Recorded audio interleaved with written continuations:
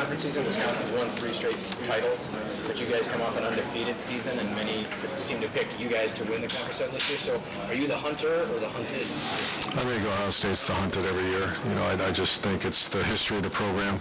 I think certainly Wisconsin will be hunted as well, just from the recent success. So, we always approach that we're the hunted. Urban, you said when you started at Florida that you wanted to be top 1%, 1% as far as character. Do you still believe that? And if so, how hard is that to uphold? Yeah, we try to do that. That was really when I first found out how hard it is to get into the University of Florida, the top 1% academics and the top 1% football players, and I added that we want the top 1% of people. And obviously there's some things that maybe that was not, we erred or there's some mistakes made. That's a slippery slope. I mean, that's, like I said, that seems to be the topic of topics about player discipline and all that. So we've had some errors in the past, and we address them. We're going to accept them and move on and move forward. We've got a team to coach. I got a really good quarterback that's going to be coached really well here in about 2 weeks. We got an offensive line. So once again, I'm going to discuss and do what we got to do, but I can't wait to get our hands on our players in a football environment.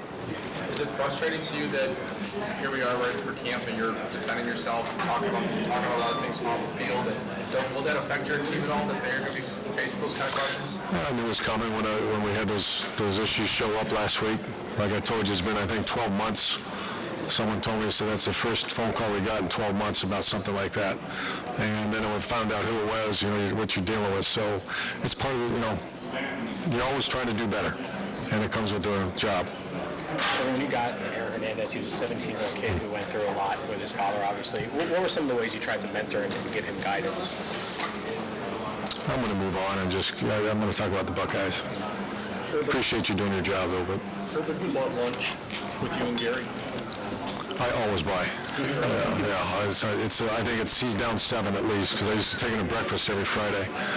So yeah, he's down 7. And I remind him of that.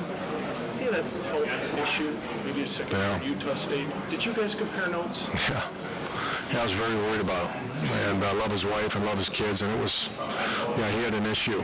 And I'll let him tell about it. But it was, I called him on the phone several times, and we had some good conversations. He puts everything into his job, and it took a toll on him. Did you guys have parallel experiences just in terms of what the root cause of I think there's some similarities. But I was very worried about him. Not worried, I just know how much he puts into it. What specifically did you hear in his voice? Did he explain to you something? I actually saw it on TV.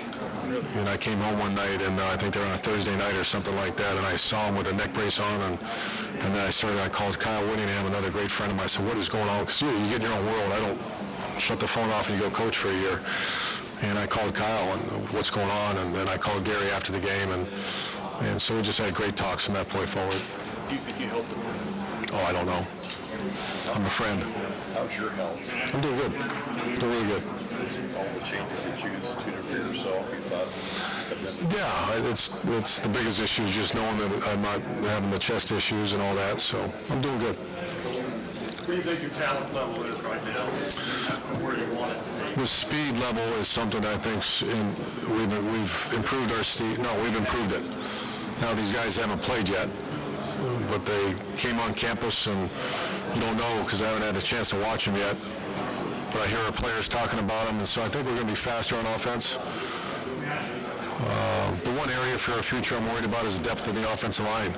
We have 4 great players walking out the door next year, and so that's the one area. Other than that, our talent level is pretty good. How much better is the talent level now compared to where you thought it was a year ago? I thought it was pretty good. The Coach Tressel and our staff, there's some good players there. And, we came in with a little different philosophy on offense. Defense, we had some injuries that just destroyed us at linebacker. But I think we're a little bit faster on offense, and that's the biggest difference. I know you don't like talking about championships now in July, but do you think you potentially have a championship caliber talent?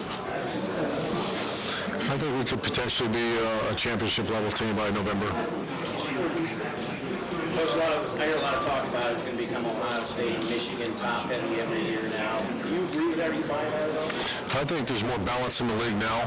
I didn't know that. I didn't know the league a year ago, but I certainly think that, and I watch recruiting very closely.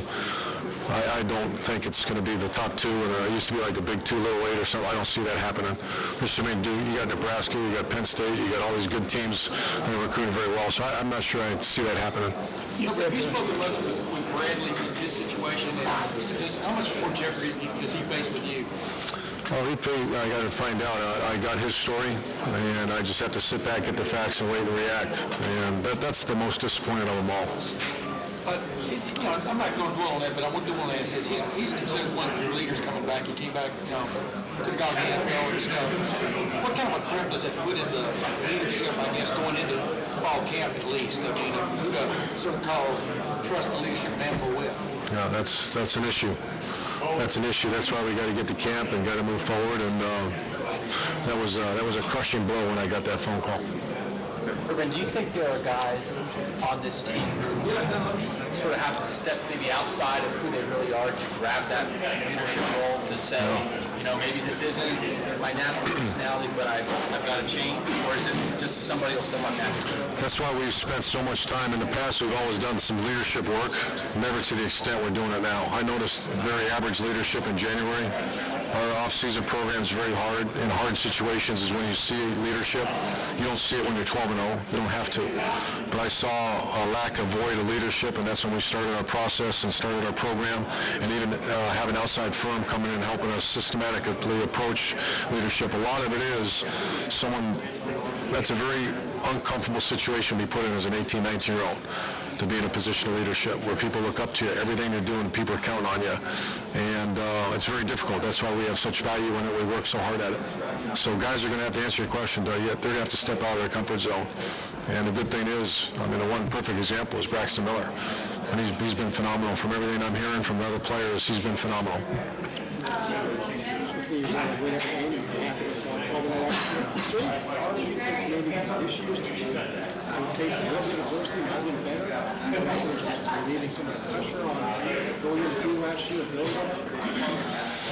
I'm not sure any of that matters. I just think I'm so excited to get to training camp because all the storylines are gone. Last year's gone. It's time to move forward and become better offensive line, backup offensive line, and that's what coaches love. All the other stuff, we're just trying to get to training camp.